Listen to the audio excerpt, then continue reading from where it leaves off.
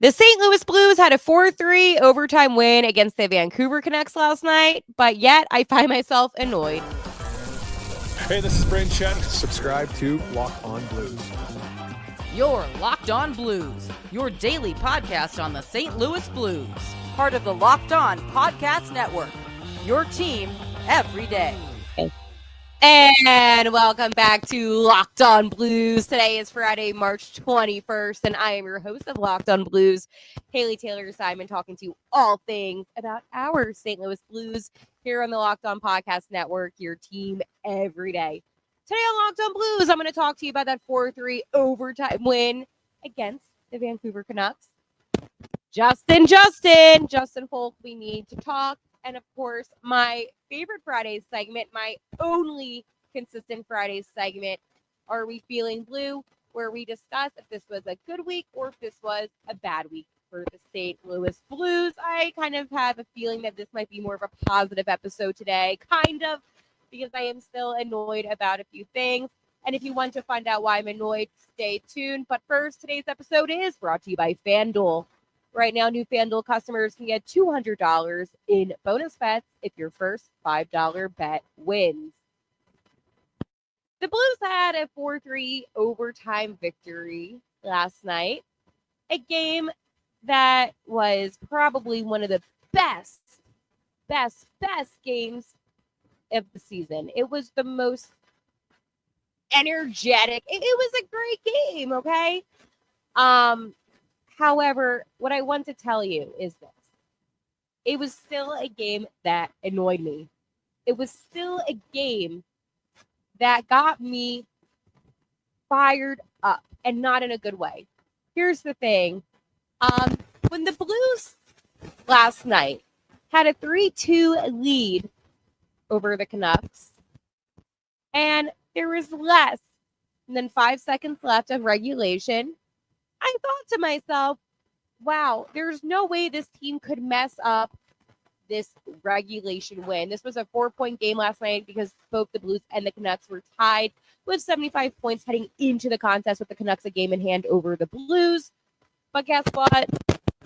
Just in good old Blues fashion, the Canucks were able to score 4 seconds left to go. Brock Besser was able to get the equalizing goal. Now, if you want my honest opinion, I have a lot of people on the team that I kind of could blame, right? I could blame maybe the lack of defense. I could maybe blame Binnington because I thought that was a shot that he was able to save. But the reality is that if Justin Faulk didn't send the puck into the Canucks bench, the Blues would have cleared it, time would have gone by, and then the Blues would have won in regulation. I could blame Bushi for missing an empty net goal if he just took 1 second to reset himself. Instead, puck goes wide. I could do that. But it is what it is, and I have to tell you, I was fuming. It is unacceptable. And this is what happened in the Nashville Predators game towards the end of the second frame with only 1 second left to go, is the Blues, they kind of, relaxed a little bit, got comfortable. Listen, we have this 3-0 lead. And then the Predators were able to score with 1 second left to go. You have to play hard man-to-man coverage hockey, even if there is 1 second left to go. I don't want to hear any of these excuses. Oh, we have the lead. But I don't care. Every second does count. And I said that was an issue after the Nashville game. That was something that bothered me. I don't care if the Blues won 4-1. I don't care. I don't care if it was 6-1. It is still unacceptable to let another team score with about 1 second left to go, with 4 seconds left to go. You need to play hard up until that buzzer goes off. And guess what? If you don't do that, then the other team is going to take advantage and score. And that's what happened last night. And if the Blues won in regulation, they would be in a much better place. But the West, I'm telling you this right now, it's going to go up until game 82. And I know what you're thinking, Haley, that might not be possible. It's going to be possible. It's going to be the Blues, the Canucks, and the Flames. I don't think Utah is going to be able to stay in until all 82 games, but I do think it's going to be those three teams battling it out for a playoff spot. And the Wild, they haven't played that great lately, so who knows what's going to happen. But all I know is this. If you want to go to overtime against a team in the opposite conference, right, like an Eastern Conference team, okay, do it. Because it's not going to impact you directly, right? For instance, what's an Eastern Conference team that I could care less about? The Islanders, right?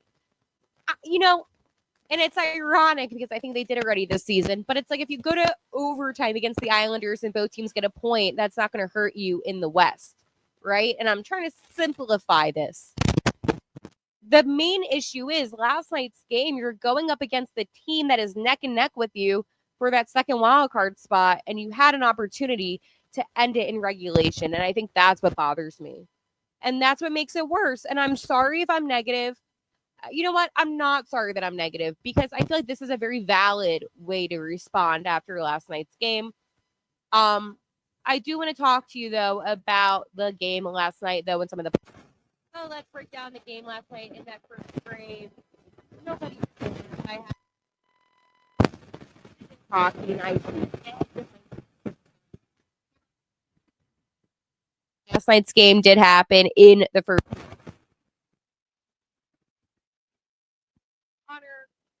And then the Canucks also got an interference, and it was a pretty obvious one.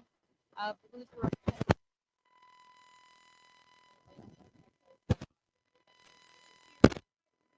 make a call because I wasn't a fan of that. I'm gonna.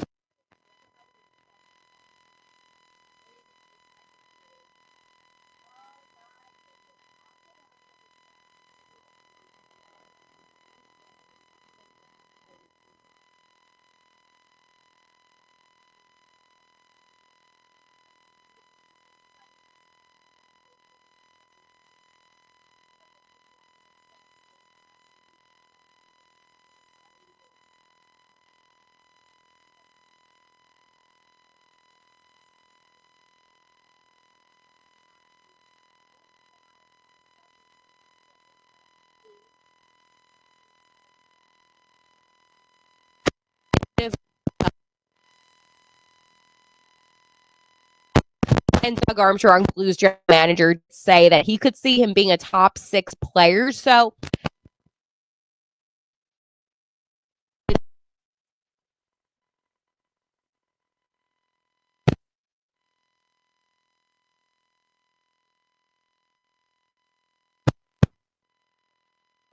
the best season.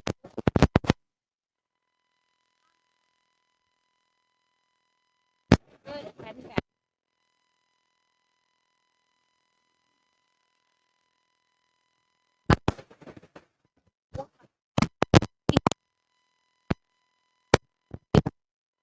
Hey.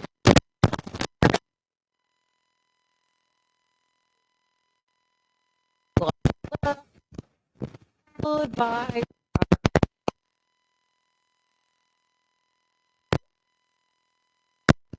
We should.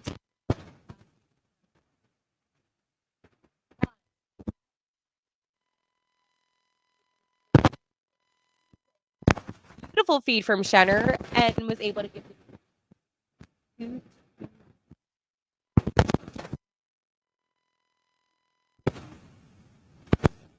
24 seconds later.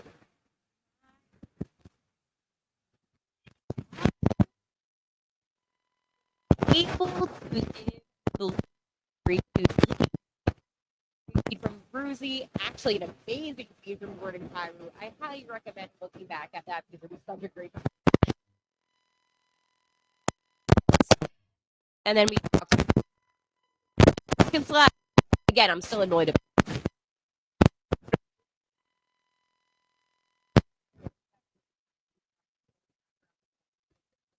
on the goal line. So it didn't.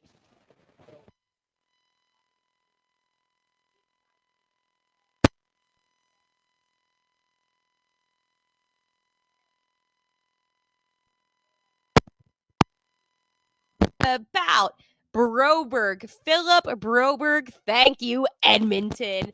Broberg had such a clean shot with a great feed from Braden Shen, and it just connect the dots and went in the back of the net, giving the Blues a 4-3 win in overtime.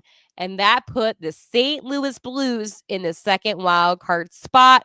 Oh, what a goal! Kevin Lankinen was not able to stop that goal no matter what he did, because that was going in. But here's the best part about that goal, right? Schenner had the feed. Secondary assist was actually Dylan Holloway.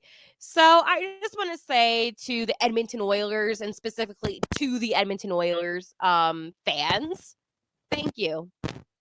Because these guys, especially my boy Hollywood Holloway, have been fantastic this season. Great additions to the St. Louis Blues. And I could not be more happy to have them on this playoff-bound team. All right. Well, obviously not everything is locked in, but I am locked on, and I am especially locked on when it comes to Bear mattresses. We'll talk about that. And then on the other side, we need to have a conversation with Justin Faulk. Take a listen. Did you know getting a good night's sleep is the #1 recipe for long-term success in life? I didn't. It took me way longer to realize than I'd like to admit. It was years of tossing and turning. I was always tired. I never felt like I could live up to my potential, but not anymore. Thanks to Bear Mattress. I used their sleep quiz and I matched with the Elite Hybrid. It's perfect for side sleepers like me. Now I wake up energized. I'm getting deeper sleeps and I'm ready to attack the day. No matter how you sleep, Bear Mattress has a match for you with a focus on recovery, cooling, and pressure relief to upgrade your sleep and improve your overall quality of life. Go to bearmattress.com and use promo code LOCKEDONNHL at checkout for 40% off site-wide. This offer is not available anywhere else. You have to use my promo code on the very last page of checkout to get this discount. That's bearmattress.com and use promo code LOCKEDONNHL for 40% off site-wide. Bearmattress.com, promo code LOCKEDONNHL. All right. Sounds good. Thank you, Bear Mattress. But we also need to bear the conversation with Justin Faulk, because last night I was very annoyed with some of the things that he did. And here's the thing. I like Justin, right? I do. And I'm not going to come on this podcast and I'm not going to bash him. I'm going to be more of an optimistic person, right? Because at the end of the day, I understand players do make mistakes and players are not always going to perform the way that you want them to perform. And I feel bad because it was his birthday yesterday and I'm out here like freaking out on him. But I feel like it is so valid. I know we talked about interference. First frame, I didn't think it was that great of a call. But then we have some other issues along the way. And I feel like these are issues that need to be addressed. These are issues that are going to be unacceptable as the season goes on, especially when you're trying to fight for a playoff spot. And again, I am not trying to be that person. I really am not trying to be this negative. But I feel like I am seeing a lot of people saying, if the season ends, it's all Justin's fault. And here's the thing. Last night, when he sent that puck into the Canucks bench with under 20 seconds left to go in the final frame with the Blues up 3-2, that was an issue. And I'm not trying to put the blame on him, but it did really cost the Blues the 2 points in regulation. I know they ended up getting those in overtime, but then you also gave Vancouver the point, right? He didn't have the best game. I can admit that. You can admit that. We can admit that. But I asked you on Twitter at LockedOnBlues thoughts on Justin Faulk's season. And Misha says, please get rid of him in the offseason. Hare said, totally cost us a point tonight. Matt said, pretty good. Tough moments tonight, though. Old Stuff said, poor grade D. Somebody replied with a GIF emoji of potatoes falling. And then this is a comment that I like. This is from Jesse Hill. And he said 33 years old, 30 points, he's fine. This is what I want to say. Players will have games where they don't always perform the best. And that's with any player on any given team. I mean, if you want to talk about players that don't always perform their best, there's games where Connor McDavid doesn't look good on the ice. And why am I saying him specifically? Because I know Justin Faulk is not a Connor McDavid. It's because all players make a mistake, right? And last night, it was brutal. Okay, it was a bad mistake. And I'm not going to deny that at all.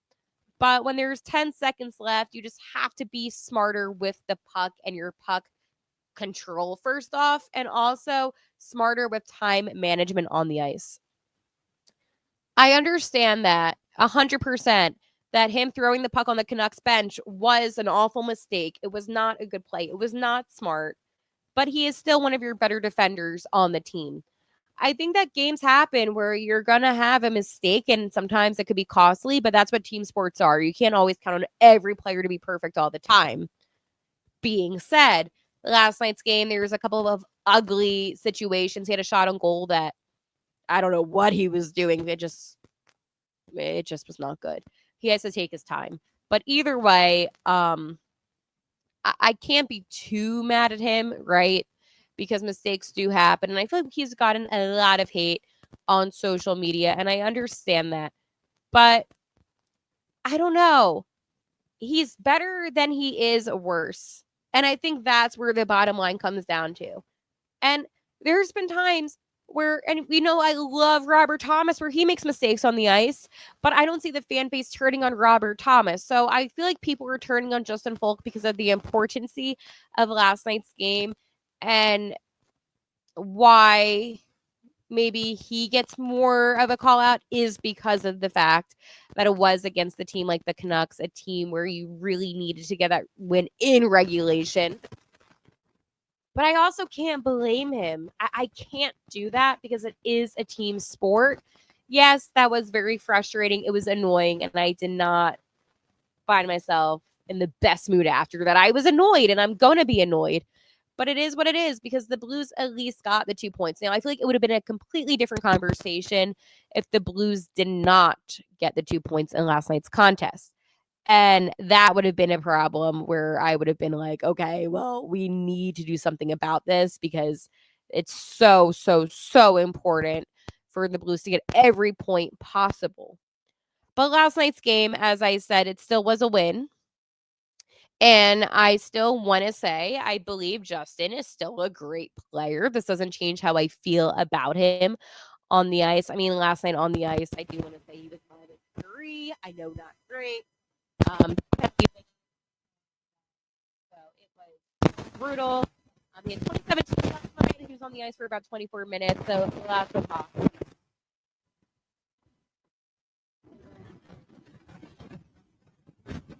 But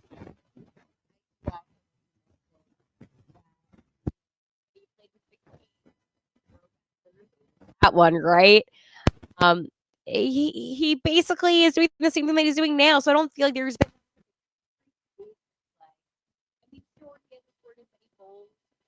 back then. He's only had 3 good seasons.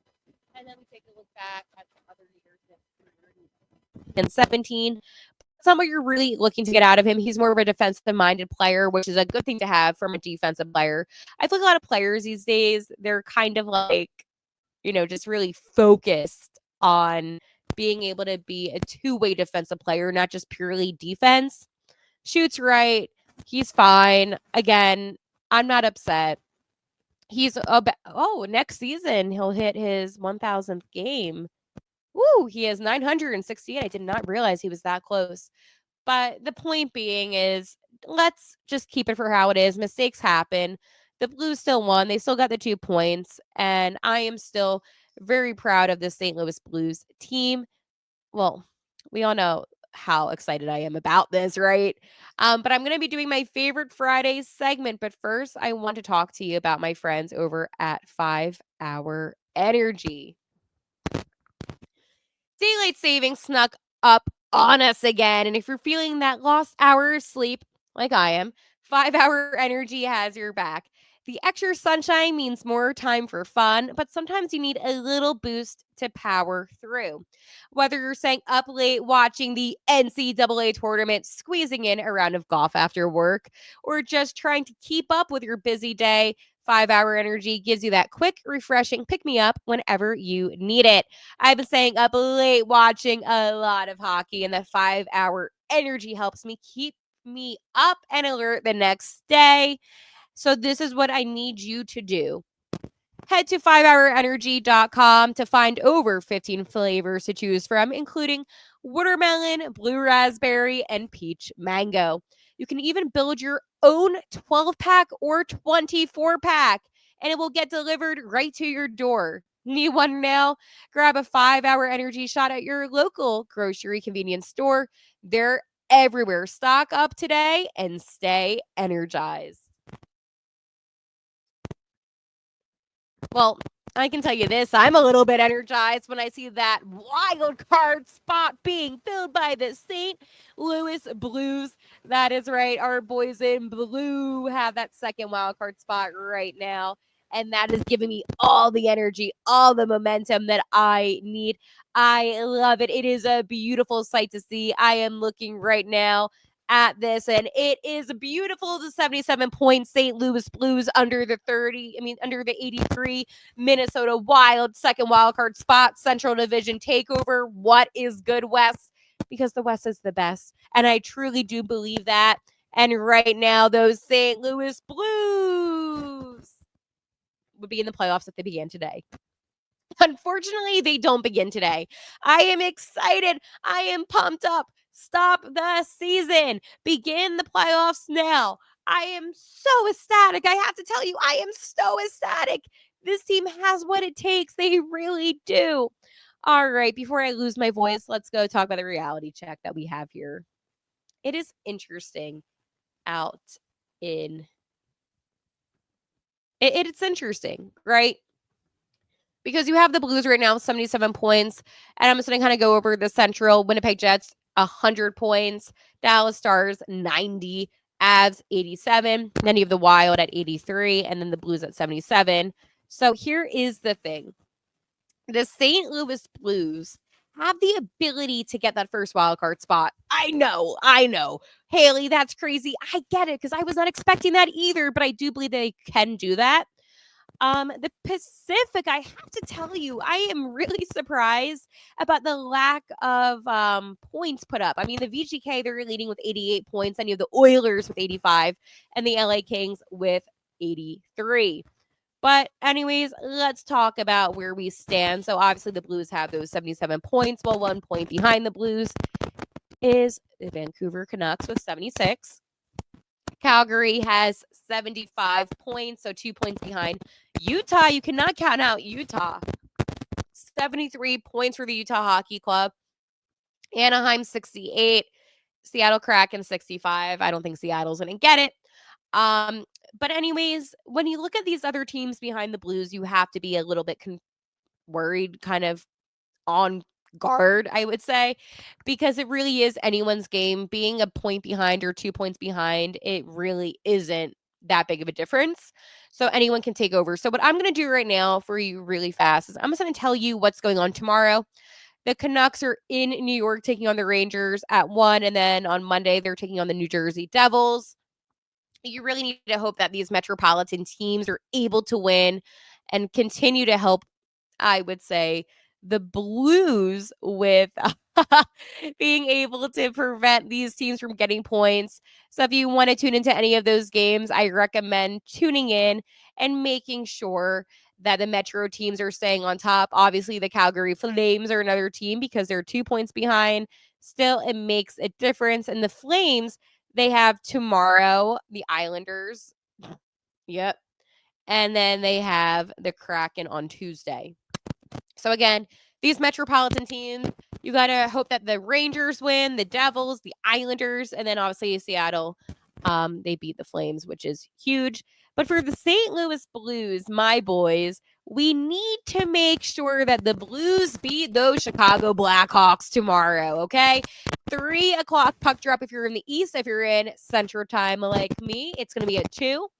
You got to hope the Blues win. Those are 2 points. Easy 2 points. Well, not easy knowing this team, but you need to make sure the Blues secure both of those points. And then on Sunday for a 5 o'clock puck drop Central Time, it is against the Nashville Predators. So 2 teams in the Central that are really not that great of teams. However, these are really great points. Being said, I'm a little nervous. I'm not going to lie to you because I know how the Blues are, and they've played incredible hockey, 10-2 since the break. And I believe they have what it takes. It's not that I don't believe that they have what it takes. It's just, are they going to be able to maintain it? Oh, man, baby. I have asked you on Twitter. I do this segment, obviously. I know we got a little sidetracked. But I said, was this a good week for the Blues with 79 votes in? 100% of you said yes. Yay. This is the first time we've ever had all of the votes go one way. And then I asked you on Twitter, this got over 114 votes. Do you think the Blues will hold on to the second wildcard spot? 89% of you said yes, while 10% of you said no. Kevin said WC1 or Central 3. Kevin, you're making me feel delusional, but I'm also so about it. Passing Drill said they'll need a lot of help. And then Blues News replied and said, not really. Not all the Central, all the teams fighting for that second wildcard spot have kind of like the same kind of schedule. Dylan says they're going to pass Minnesota. And we have another person that says that they're going to pass Minnesota. So I really do believe this team can get the first wildcard spot. I also said I miss Colton Parayko, which a lot of you did agree with, and Bruce Wayne. Bruce is a great teacher out in St. Louis, so thank you for what you do for the community. He said that he believes the 3 games that will decide the Blues this season will be April 5th, home against the Colorado Avalanche, away in Winnipeg taking on the Jets, and then the following game away in Edmonton. So yes, those are 3 games, April 5th, April 7th, and 9th, that are going to be tough games. They do play the Pittsburgh Penguins the game prior. They should have beat the Imagine if the Blues beat the Penguins last week. And this is what gets me annoyed. You should be beating the teams that are not good teams. I'm sorry. The Penguins are not a good team. Sidney Crosby, he's like, 37? He's declined. I'm not trying to be rude, but I'm just saying it for how it is. Like, they should not have lost to the Penguins. How are the Red Wings doing this season? Because the Blues also have them April 1st. Let me go see. You know, it's funny. Some of these teams last year in the Metropolitan, or I think it was the whole East, they're really just like fighting for a playoff spot. And now I feel like all of them kind of just did not have that great of a season. So let's go to Red Wings. Ooh, 70 points for the Detroit Red Wings. Oh, they're not going to get in the playoffs. Actually, wow, the East is all close. Woo! So the Montreal Canadiens, they have 74 points and they're in the second wildcard spot. Islanders have 72. Rangers have 72. Columbus was 71. Wow. Okay, so maybe this is actually a good thing. If the Islanders and Rangers are both so close, right, to getting a wildcard spot, maybe this will give them some more motivation to play extra hard against the Flames and the Canucks. The Devils, 80 points. Okay, they're in. So, okay, I'm feeling a little bit better right now about the fact that some of these teams are locked in. We do have some news. So the Washington Capitals, they are officially in the playoffs for the 2024-2025 Stanley Cup race. 100 points. Winnipeg also has 100 points. They're not locked in and guaranteed yet. And then we have 2 teams that are eliminated now. So obviously the San Jose Sharks and now the newly eliminated Chicago Blackhawks. I'm happy about that. That's awesome. Great news. The Predators, they're going to be next. They only have 58 points. Sabres, 60. Philadelphia Flyers, 64. So expect more elimination soon. I feel like this is like elimination chamber of the WWE where it's like, who's going to get eliminated today? Boom, boom, boom, boom, boom. But that's how it goes. I'm in a good mood. I have to tell you, this was one of my favorite episodes to film here of Locked on Blues. I cannot wait to check in with you guys this weekend on Twitter. I got a lot of tweets actually from some of you saying how much you loved my tweets last night and how I've been killing it lately, and I appreciate that. I love this team. I love talking to you about this team. But most importantly, I love that we are still in it and that we went 10-2-2 since the break. Shout out to Tyler Tucker. Shout out to Zach Bolduc. Shout out to Philip Roberg, Dylan Holloway, Braden Shen, Jordan Biddington, Joel Hofer. Shout out to the team. But most importantly, shout out to you. I will talk to you on Monday. But like always, let's go Blues.